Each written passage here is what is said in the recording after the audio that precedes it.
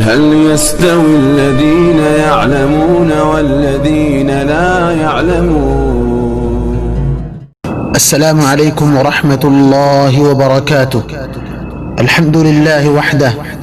والصلاة والسلام على رسوله محمد وعلى آله وصحبه أجمعين، أما بعد. محترم معزز السامعین کرام، پردہ نشین ماں اور بہنوں، گزشتہ کے درس میں ہم نے آپ کی خدمت میں توحید اور اس کے اقسام پر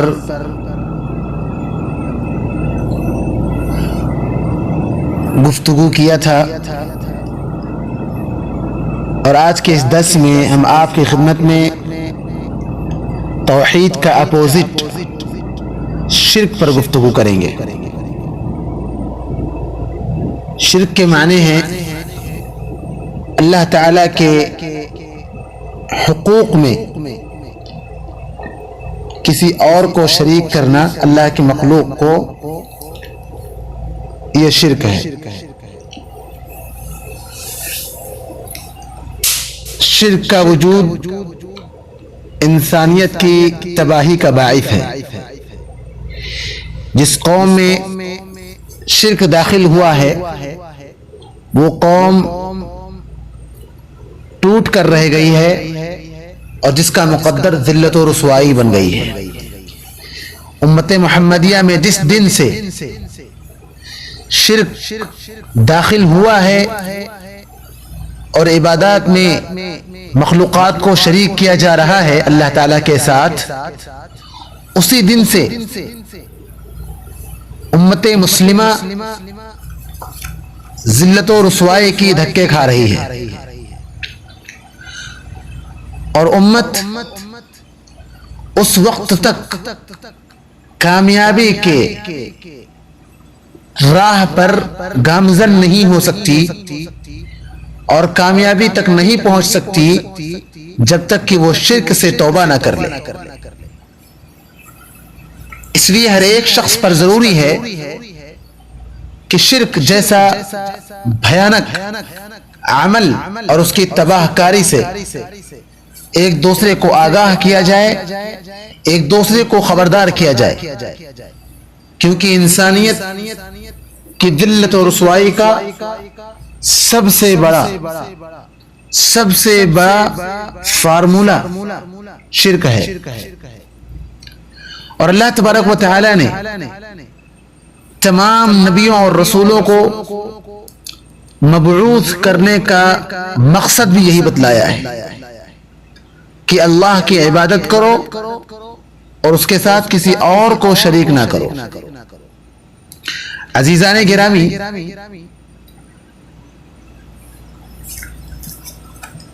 شرک یہ توحید کا ضد ہے، اور اس کا حاصل کرنا، اس کے بارے میں جانکاری حاصل کرنا ہر ایک انسان کے لیے ضروری ہے۔ وَبِضِدِّهَا تَتَبَيَّنَ الْأَحْوَالُ، کہا جاتا ہے کہ اگر کسی چیز کے بارے میں آپ کو جاننا ہے تو اس کے ضد سے بھی، اس کے اپوزٹ سے بھی اس کو جانا جائے، تبھی اس کے سارے احوال کا علم آپ کو ہوگا۔ تو عزیز ساتھی ہو،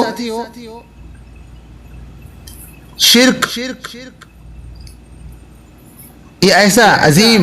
جرم ہے جس سے خبردار کرنے کے لیے اللہ تبارک و تعالی نے تمام نبیوں اور رسولوں کو مبعوث فرمایا،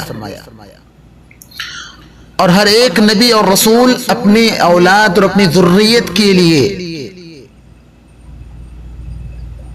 فکر مند رہتے تھے کہ کہیں ایسا نہ ہو کہ میرے بچے یا میری ذریت میں کوئی ایک شرک میں داخل ہو جائے۔ اسی لیے آپ جب یعقوب علیہ السلام کو دیکھیں، ان کی موت سے پہلے انہوں نے اپنے بچوں کو کیا وصیت کی۔ اللہ تبارک و تعالی ارشاد فرماتے ہیں، وَوَصَّى بِهَا إِبْرَاهِيمُ بَنِيهِ وَيَعْقُوبُ وَوَصَّى بِهَا إِبْرَاهِيمُ بَنِيهِ وَيَعْقُوبُ۔ ابراہیم علیہ السلام نے اپنے بچوں کو، اور یعقوب علیہ السلام نے اپنے بچوں کو وصیت کیا اور کہا یا بنی ان اللہ اصطفى لکم الدین، اے میرے بچوں یقینی معنوں میں اللہ تعالیٰ نے تم سب کو دین کے لیے چنا ہے، فلا تموتن الا وانتم مسلمون، اور تمہاری موت ہو تو تم اسلام پر مرو، تمہاری موت ہرگز ہرگز کفر اور شرک پر نہ ہو۔ اور فرماتے ہیں ام کنتم شہداء اذ حضر یعقوب الموت اذ قال لبنیہ ما تعبدون من بعدی، کہ جب کہ کیا تم اس وقت حاضر تھے جب یعقوب علیہ السلام کو موت لاحق ہوئی، موت آنی ہوئی، تو انہوں نے کہا اپنے بچوں سے ما تعبدون من بعدی، کس چیز کی عبادت کرو گے میری وفات کے بعد؟ انہوں نے کہا قالوا نعبد الہک و الہ آبائک ابراہیم و اسماعیل و اسحاق الہا واحدا، کہ ہم سب کے سب آپ کے الہ کی اور آپ کے ابا ابراہیم علیہ السلام اور اسماعیل علیہ السلام اور اسحاق علیہ السلام کی معبود کی عبادت کریں گے جو اکیلا معبود ہے، اور ہم سب کے سب مسلمان بن کر رہیں گے۔ اور لقمان علیہ السلام جو اللہ کے نیک اور برگزیدہ بندوں میں سے ہیں، ان کی نصیحت کو اللہ تعالیٰ نے قرآن مجید کے اندر ذکر کیا ہے سورہ لقمان کے اندر، وَإِذْ قَالَ لُقْمَانُ لِابْنِهِ يَا بُنَيَّ لَا تُشْرِكْ بِاللَّهِ، جب لقمان علیہ السلام نے اپنے بچے سے کہا اے پیارے بیٹے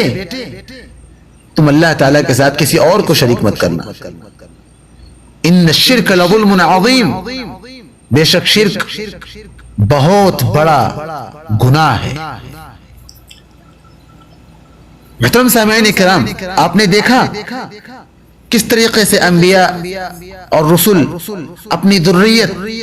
کے بارے میں خوف کھاتے تھے کہ کہیں وہ شرک نہ کر بیٹھے یا کہیں وہ شرک میں داخل نہ ہو جائیں، اور وہ ہمیشہ اپنے بچوں کو تلقین کیا کرتے تھے، نصیحت کیا کرتے تھے، وصیت کیا کرتے تھے کہ وہ اللہ کے علاوہ کسی اور کی عبادت نہ کریں اور اللہ تعالیٰ کی عبادت میں کسی اور کو شریک نہ کریں،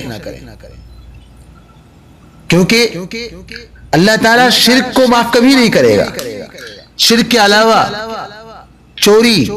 زناکاری، قتل، سب کچھ معاف کر سکتا ہے اللہ تعالیٰ اپنی رحمت سے، لیکن شرک کبھی نہیں معاف کرے گا۔ اگر کوئی شخص مرا ہے اور وہ آخر سانس تک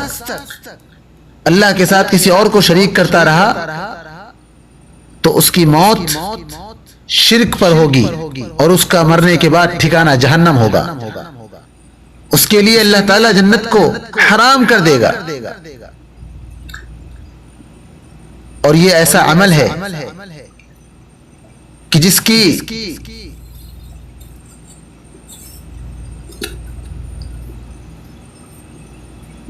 کے وجود میں یا جس کے موجودگی میں اللہ تعالیٰ کی خوشنودی حاصل کرنے کے لیے جو بھی اعمال کیے گئے وہ سارے کے سارے اعمال رائگاں اور بیکار ہو جائیں گے۔ اللہ تعالیٰ نے نبیوں اور رسولوں سے خاص طور پر خطاب کیا ہے اور بہت سختی سے خطاب کیا ہے۔ سورہ مائدہ کے اندر تقریباً 18 نبیوں کا ذکر ہے۔ تمام نبیوں کا ذکر کرنے کے بعد کہتے ہیں اللہ سبحانہ و تعالی وَلَوْ أَشْرَكُوا لَحَبِطَ عَنْهُمْ مَا كَانُوا يَعْمَلُونَ، کہ اگر یہ لوگ شرک کر گئے تو ان کے سارے اعمال کو برباد کر دیا جائے گا۔ اور اللہ تعالیٰ ارشاد فرماتے ہیں مَا كَانَ لِلْمُشْرِكِينَ أَن يَعْمُرُوا مَسَاجِدَ اللَّهِ شَاهِدِينَ عَلَىٰ أَنفُسِهِمْ بِالْكُفْرِ أولئك حبطت أعمالهم وفي النار هم خالدون هم فيها خالدون۔ کہ مشرکین کے لیے جائز نہیں ہے کہ وہ مساجد کو آباد کریں، کیونکہ وہ لوگ کفر پر گواہ ہیں، وہ لوگ کفر کے اعمال کو انجام دیتے ہیں، ان کے سارے اعمال کو تباہ و برباد کر دیا گیا اور ان کا ٹھکانہ ہمیشہ ہمیشہ کے لیے جہنم میں ہوگا۔ اللہ المستعان۔ اللہ تعالی ہم سب کی حفاظت فرمائے، اللہ تعالی ہم سب کو شرک جیسا بھیانک جرم اور اس کے بارے میں اچھی طریقے سے معلومات حاصل کرنے کی توفیق عطا فرمائے اور اس سے خبردار اپنے ذات کو بھی کریں اور اپنے بچوں اور اپنے خاندان کے تمام لوگوں کو اس کی ہولناکی سے اور اس کی تباہ کاری سے خبردار کرنے کی ہم سب کو توفیق عطا فرمائے، آمین۔ وآخر دعوانا الحمد للہ رب العالمین، والسلام علیکم ورحمۃ اللہ وبرکاتہ۔